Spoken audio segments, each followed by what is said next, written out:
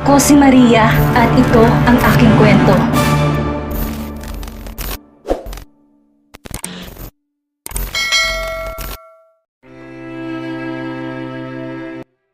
Papunta si Han sa library ng kanyang daddy sa bahay nila para kausapin to tungkol sa naging plano nila ng kambal niya. Sigurado siya sa mga oras ito nagsasabi na rin si John sa kanilang mommy kung kaya't siya rin ay kikilos na. Ngunit napahinto siya sa isang guest room nang meron siyang marinig na usapan. Pagsilip niya sa nakaawang na pinto, nakita niya doon ang kanyang tita at meron tong kausap sa kanyang cellphone. Yes, I know. Pero trust me, feel ko magpo-propose siya sa akin. Sus, hindi no? Sigurado ko maniwala ka, malapit na. Matapos marinig yon, tahimik na sinara ni Hans ang pintuan at malaki ang ngiti sa labing nagpatuloy sa pagpunta sa library ng ama. Di na siya mahihirapan na pasamahin to sa kanilang pupuntahan. Iniisip niya talaga kung paanong mapapasama ito kung simpleng bakasyon lang ang sasabihin ng daddy niya. Siyempre, ang goal ng bakasyon na yon alamin ang katotohanan at pagkitain ng daddy at mommy nila. Kambal man nila si Felicity o hindi ang mahalaga, nalaman nila ang totoo at makikita na ang kanilang mommy at daddy. Ramdam nila magkakabalikan ng mga to kung sakali. Daddy, napaangat ang tingin sa Johannes nang kumatok ang anak, pumasok sa loob. Nakasuot pa to ng reading glasses nito. Dinala kasi ng ama ang paperwork nito sa kanilang bahay at doon nagtrabaho. Do you need anything, son? Tanong nito at hinubad ang reading glasses nito. Daddy, can I have a request to you? Sure anak, anything for my son. Ngising sabi ni Johannes at pinisil ang ilong nito. Malapit ng birthday ni mommy. Can we have a vacation? Tita Patricia throws a grand party since mommy is not here. Can we have a vacation to celebrate her birthday since it was Christmas Day? Natigilan si Johannes sa sinabi ng anak. Bigla niyang naalala ang nakitang multo ng asawa sa garden na pinagganapan ng birthday ni Patricia. Kapag naaalala niya yun, naiiyak siya dahil ngayon na lang niya ulit nakita ang mukha ng asawa makalipas ang 6 na taon. Of course, magbabakasyon tayo para sa birthday ng mommy mo? Hindi na magugulat pa si Hans sa sinagot ng ama, ngunit nagpanggap siyang nagulat at natuwa sa nalaman. Dahil alam niya ang ginawa ng mommy niya mula sa kwento ng kambal, sigurado silang papayag ito lalo pat ang nasa isip ng ama nila, nagpaparamdam si Elvira dahil malapit ng birthday nito. Yay! Thank you, Daddy! Sabay yakap dito na mahigpit. Si Johannes naman nung lang sa anak at niyakap to babalik. Magpakita ka ulit sa akin, wife, please. Yan ang tumatakbo sa isip ng Johannes. Kahit multo yon, hindi siya natatakot basta't makita niyang muli ang asawa niya. Samantala, sa kabilang banda naman, nasabi na ni John ang balak sa kanyang ina. Napapaisip pa si Elvira sa offer ng anak habang ang kaibigan at mommy niya payag na sa bakasyon. Talagang siya na lang inaantay nitong sumagot. Wala naman siyang ibang gagawin pero naisip niya ang tungkol sa resulta ng DNA test na pinaasikaso nila. Kabibigay niya palang kanina ng DNA samples kaya't mag-iintay sila ng 3 days. Pumayag ka na, Elvira. Deserve mo ng rest, lalo na birthday mo na and Christmas break na rin. Reward mo sa sarili mo dahil sobrang sipag mo the whole year. Pangumbinse ni Rachel na kinatango ni Cara at ng mommy niya. Tamang sinabi ng kaibigan kung kaya napangiti siya dito at tumingin sa anak. Okay. Payag na si mommy? Yay! Thank you, mommy! Tawang sabi ni John at niyakap na mahigpit ang ina. Kailan ba tayo aalis? Maya-maya'y tanong ni Elvira sa gitna ng yakapan nilang mag-ina. Bukas po. Bukas? Sabay-sabay na sabi ng mga to dahil sa gulat. Yup, nakabookbook na po ako kaya't aalis na lang po tayo. Malaking ngiti sa labi na sabi ni John na kinailing na lang ng mga to. Alam nila ang ugali ni Hans, matalinong bata to at lahat, kaya nitong gawin sa batang edad. Kung kaya hindi na sila magtataka kung paano nito yon nagawa. Pwede ba tayo mag-usap, kuya? Napatingin si Hans kay Felicity nang lapitan siya nito. Pupuntahan niya sana ang tita Patricia nito at siyang magsasabi dito tungkol sa bakasyon nila dahil sinabi na rin niya yon sa kanyang ama at pumayag naman to. Sure, little sis. Ngiting malaki na sabi ni Hans. Kapag naiisip niya na sa Felicity ang bunso sa kanila ni Hans, tumatalo na ang puso niya. Unang kita pa lang niya sa kapatid, magaan na talaga ang loob niya rito at may something na hindi niya alam kung ano. Sa kwarto nito sila tumuloy dahil na rin wala doon ang mommy niya. Doon na rin umuwi si Felicity sa kanilang bahay matapos ang birthday ng kanyang mommy kaya't ito naroon sa kanilang bahay. Who are you? What? Gulat na tanong ni Hans na kaagad na wala ang ngiti sa labi dahil sa sinabi nito. I said, who are you? Hindi ikaw ang Kuya John ko? Napakurap si Hans dahil doon. Di niya akalaing yun ang sasabihin ni Felicity lalo pa sa ganong panahon. Talagang hindi mo masasabi kung anong sunod na mangyayari, kaya dapat laging handa sa mga posibleng po pwedeng mangyari. Dahil hindi sumagot si Hans, nilabas ni Felicity ang kanyang cellphone at pinakita sa kanya ang screen. Merong red dot doon sa lugar na alam niya, sa kanilang bahay. Huwag mo nang itago, dahil alam ko ng totoo. Nung birthday ni Mommy, pabago-bagong ugali mo. Naalala ko na nasa New York kayo, iba rin ugali mo. Pero bumalik ka ulit sa dati kaya kinutuban na ako. Naglagay ako sa tracker sa damit mo ng gabing yon at di ikaw ang Kuya John ko. Sino ka? Napaatras si Hans sa pagsigaw ng kanyang kapatid dahil natatakot ito. Di na nawala ang mahinhin at mabait na si Felicity. Sa nakikita niyang Felicity sa harapan niya ngayon. Meron palang side ang ganon ng kanyang kapatid. Hindi niya alam. Wait, let me explain? You definitely need to explain everything to me. Dahil doon, no choice si Hans kundi sabihin ng totoo kay Felicity. Nang masabi niya rito meron siyang kambal at si John iyon na siyang kasama ng mommy nila, kita niya ang gulat sa mukha nito. Dahil nakilala na ni Felicity si Elvira, mas lalo nagulat ito sa katotohanan yon. Booking na rin si Hans kaya't wala na siyang tinago sa kapatid, lalo pa't sigurado siyang hindi ito matatahimik oras na hindi malaman ng totoo. Pero syempre hindi niya sinabi yung part na iniisip nila, siya ang namayapa nilang kambal. Bigla na lamang umiyak si Felicity na kinagulat ni Hans at agad na niyakap ang kapatid. Hey, why are you crying? Alalang tanong ni Hans na ikinailing nito. I can't believe it, kuya. Dalawa ang kuya ko. Pagkatapos kaya kayo nagkahiwalay ng dahil na naman sa mommy ko. Di maiwasang maawa ni Hans dahil sa sinabi ng kanyang half-sister. Alam niya kung gaano to naguguluhan ngayon, lalo pat ang dami niyang pinagdaraanan sa nakalipas na mga araw. Di niya alam paano to kukomprontahin, ngunit ginawa niya pa rin. Felicity, please, calm down. Hindi mo dapat sisihin ang sarili mo. Sa ngayon, nagpaalam ako kay Daddy para magbakasyon tayo at balak namin ni Twin pagkitain na ron si Mommy at Daddy. Napahiwalay si Felicity kay Hans dahil sa narinig na yon. Naisip niya na yon ang pinakamagandang pagkakataon para matulungan niya ang kuya. Hindi lang kanyang mga kuya para magkabalikan ng Mommy at Daddy nila. Wala siyang pakialam kung hindi sila ang tunay na pamilya ng mommy niya. Ang mahalaga sa kanya, maisaayos ang nangyari nung nakaraan. Meron ba akong maitutulong, Kuya Hans? Naninibago pa rin sa Felicity. Natawagin siya sa pangalan nito, hindi bilang kapatid niya. Buong akala niya talaga sa John ang kasama nila, hindi pala. Yes, pero sa pagbabakasyon na lang natin, sasabihin ko sa iyo ang misyon kapag nandun na tayo. Napangiti na malaki sa Felicity at tumango sa kapatid. Kahit papano gumaan ng loob ng Felicity dahil may papag-ayos na ang dalawa na matagal nawalay sa isa't isa. Matapos sila mag-usap, dumiretso si Hans sa guest room, ngunit wala na doon si Patricia. Nagpunta siya sa baba at doon niya nakita ang tita, kausap ang mga kasambahay nila. Tita, pwede po ba kitang makausap sandali? Nagulat si Patricia at nilapitan siya ng kusa ni John, lalo pat alam niya na mainit ang dugo nito sa kanya nitong mga nakarang araw. Pero pumayag naman siya agad sa pag-aakalang makikipag-ayos na to sa kanya. May sasabihin ka ba, John? Ngiting malaki na sabi ni Patricia. Opo, nagsabi po sa akin si Daddy kaya na magbakasyon tayo. Kasama po kayo ni Felicity. Napakunot ang noo ni Patricia dahil sa kanyang nalaman.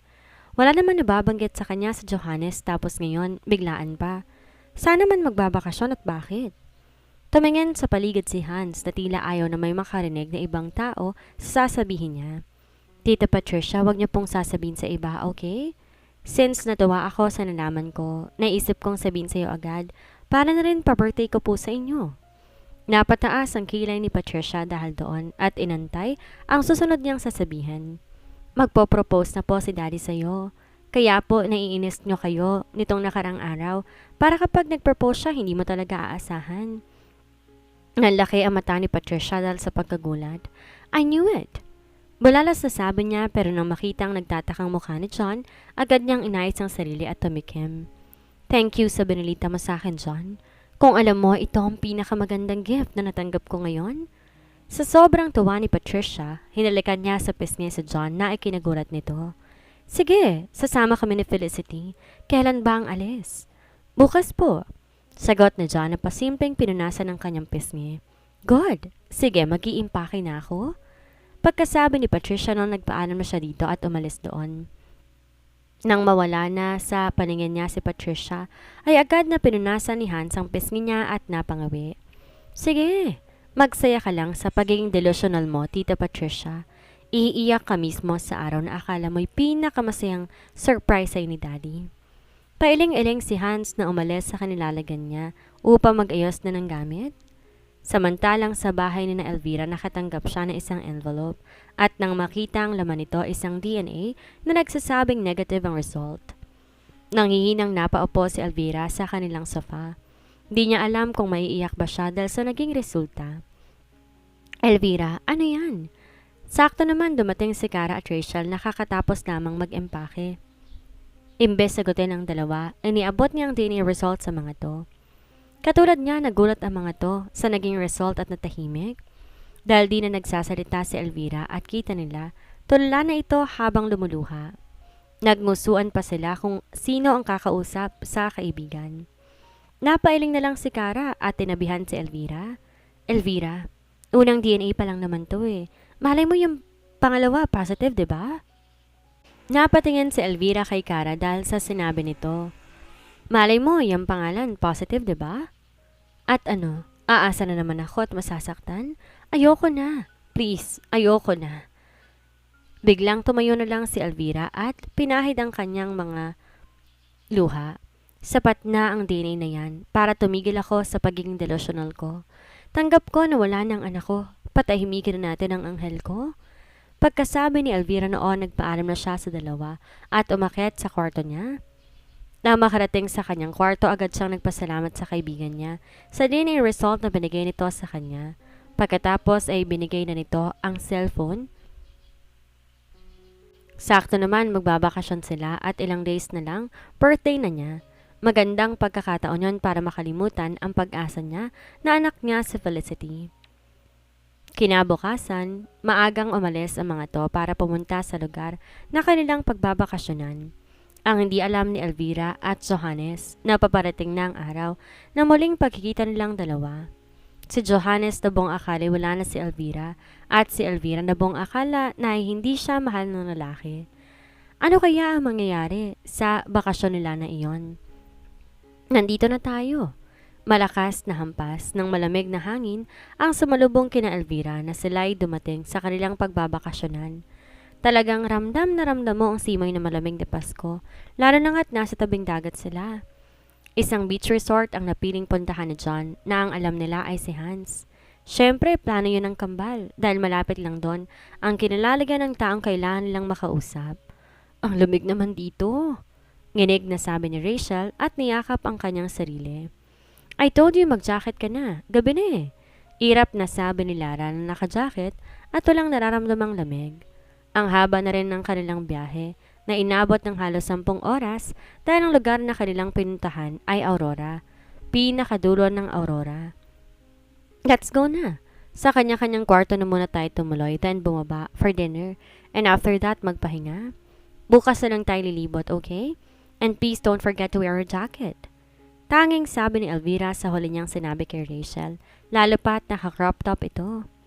Inirapan lang siya ng babae at nauna na sa kanila papasok sa loob kung kaya natawa sila sa naging reaksyon nito at sumunod sa kanila. Nandito na tayo, twin. Palihim na text ni John sa kanyang kambal habang naglalakad sila sa reception area. Kadarating lang din namin at paket na kami. Reply ng kambal sa kanya na kinagulat ni John at nilibot ang mata sa paligid. Nanlaki ang mata niya na makita ang kambal at ang daddy niya sa may elevator na at papasok na doon. Agad siyang tumalikod para di mapansin ng mga to at nang sumarang elevator, dali-dali niyang nireplyan ng kapatid. Nakita ko kasi pasakay ng elevator. Same here, twin. Mabutit walang nakapansin. Nakahinga na maluwag sa John sa nabasa na text mula sa kapatid. Nagpaalam muna siya dito at sinabi na magdi-dinner sila maya-maya pagkapahinga. Mukha namang ganon din ang balak gawin ng mga ito kung kaya't kailangan mag-ingat at maghiwalay ng restaurant na kakainan. Wala namang problema dahil malawak naman na resort na yon, pero sa isang building lang ang kanilang tinutuluyan. Numakarating sina Elvira sa kanilang silid, sumalubong sa kanilang magandang room na merong hiwalay na 2 kwarto. Isa para sa kanilang mag-ina at isa para sa mommy niya. Si Lara at Rachel naman ay magkasama sa iisang silid, katabi lang sa kanila kung kaya't hindi sila nagkakahiwalay. Pumasok muna sila sa loob ng kwarto para makapagbihis at makapagpahinga. Mommy, ano pong plano ninyo? 3 days from now, birthday niyo na po. Tanong ni John habang nag-aayos ng gamit ang mga ito. Isang linggo sila doon kaya't marami-rami silang dinalang damit. Hindi lang naman sila ang guest sa lugar na iyon dahil fully booked ang hotel na tinutuloyan nila. Marami ang gustong mag-celebrate to ng Christmas dahil noong nakarang taon sumikat ito sa magandang celebration ng mga to ng Pasko. Sa bagay, kitang-kita naman yon ni Elvira dahil kahit gabi sobrang liwanag sa labas dahil sa sobrang dami ng Christmas lights. Gusto nga niyang kumuha ng mga litrato nila doon mamaya pagkatapos kumain kaya't excited na rin siya. Naisip niya kung tama ba ang naging desisyon niya na magbakasyon doon ngayon. Makakalimutan niya ang tungkol sa anak niya. At makakasama pa niya ang pamilya niya para mag-enjoy. Gusto ko sana sa yacht. Doon natin sasalubungin ang birthday ko. At the same time, birthday ni Papa Jesus. Wow! Magandang ideya. Mommy, ngiting malaki na sabi ni John na kinatango ni Elvira at muling nagpatuloy sa pag-aayos ng gamit nito. Ito ang una kong birthday na nagbakasyon tayo kung gusto ko maging memorable sa ating lahat. Nakangiting sabi ni Elvira at nilook forward na niya ang paparating na birthday niya. Ang hindi nito alam ay merong binabalak ang kakambal niyang anak na siguradong hindi niya talaga makakalimutan. Bakit ka tumatawa? Napaayos ng upo si John dahil napansin pala ng mommy niya. Ang mahina nitong pagtawa. Wala lang po, excited lang po ako para sa yacht party. Napangiti si Elvira dahil sa sinabi ng anak at tumango. Makalipas ang ilang oras, nagpa siya na silang bumaba para kumain. Na makarating sila sa restaurant, kaagad niyang tinext ang kambal para sabihin kung sang restaurant sila naroon. Dahil doon ay magkahiwalay na restaurant ang kinainan ng mga ito. Habang naghihintay sina Elvira ng kanilang pagkain, napatingin siya sa glass wall. Nang may mapansin siyang kilalang kilala niya, Johannes? Mahinang banggit niya na kaagad ginusot ng kanyang mga mata. Narinig yon ni John at agad napatingin sa tiningnan ng ina. Nanlaki ang mata niya na makitang dumaan doon ang daddy nila kasama sina Hans. Mabuti na lang nang alisin ng ina ang pagkakakusot nito sa kanyang mga mata. Wala na ito. Natigilan si Elvira dahil doon. At nakutongan ng sarili ng palihim. Silang dalawa kasi ni John ang nakaharap sa glass wall, kaya't kitang-kita nilang dumadaan doon. May problema ba, mommy? Gulat na napatingin si Elvira sa anak dahil sa tanong nito. Hindi, wala anak. Depensa ni Elvira sa sarili. Napailing na lang si John dahil doon. Muntik na silang mahuli. Habang kumakain sila, nagkukwentuhan lang ang mga to. Nabanggit ni Elvira na gusto niyang kumuha sila ng litrato sa mga Christmas lights na meron doon. Lalo na't meron pa silang nakitang tunnel of lights kung saan mas maganda na magpicture. Sumang-ayon naman sila sa sinabi nito ni Elvira. Pero si John kaagad na nag-update sa kapatid. Kailangan alam nila ang gagawin ng isa't isa dahil hindi pa yun ang tamang oras para magtagpo ang mga ito. Ngunit maya-maya lang nakatanggap si John na nagsasabing magpipicture din daw ang tita Patricia nila doon at gusto, kompleto sila. Dahil doon kaagad siyang nagsabi ng dahilan sa ina. Mommy, pwede po ba bukas na lang tayo magpicture? Napatingin ng mga to kay John dahil sa sinabi nito. Masama po kasi ang pakiramdam ko. Sabi niya at umarte na merong sakit sa kanya na agad na kinaalala ng mga to sa kanya. Na mukhang mapagod siya sa biyahe. First time niyang bumiyahe ng malayo by land. Sabi ni Kara na kinatango ng mga to. Mabuti pa nga magpahinga na tayo ng maaga anak. Akit tayo agad para makatulog ka ng maaga. Napangiti ng palihim si John dahil sa kanyang narinig. At matapos nga nilang kumain, umakyat agad ang mga to para magpahinga. Pero nagpaalam si Elvira sa anak para pumunta sa kabilang kwarto dahil maghiinuman daw sila ng mga tita niya. Pumayag naman siya sa sinabi ng ina, total nandun naman ang lola niya. Nang umalis si Elvira, pumasok naman ang lola niya sa loob. Apo, kumusta ang pakiramdam mo? Alalang tanong nito sa kanya. Agad namang nakonsensa si John dahil kita niyang pag-aalala sa mukha ng kanyang lola. Dahil doon nag-decide siya na sabihin ditong totoo. Total plano niya nang umalis bukas na maaga. Sigurado siya tanghali pang gising ng ina dahil iinom ito. Gagamitin niyang oras na yun para puntahan ng doktor ni Elvira noon. Lola, ayos lang po ako. Dinahilan ko lang po yun kay mommy kanina para hindi tayo tumuloy sa tunnel of lights. Napakunot ang noo ni Edna dahil sa sinabi ni John. Bakit naman? Tanong nito dito. Dahil nandito po sila Daddy at Hans, kasama nila si Felicity at Tita Patricia. Kumpleto po silang lahat. Nanlaki ang mata ni Edna dahil sa kanyang narinig. Napatake pa sa kanyang bibig dahil na rin sa pagkabigla. Nandito? Bakit? Gulat pang sabi nito pero mahina lang dahil alam niya na lihim na ang tungkol doon. Baka meron pang ibang makakarinig. Ganito po kasi yan, Lola, at kinuwento ni John ang buong pangyayari sa kanyang lola na agad nitong kinaiyak. Ano kaya ang mangyayari sa araw ng kaarawan ni Elvira? Magtagumpay kaya ang kambal sa kanilang plano na pagkitain ng mga magulang nila? Ano ang gagawin ni Patricia kapag nalaman ang tunay na plano ng kambal? Yan ang ating aalamin sa susunod nating kabanata.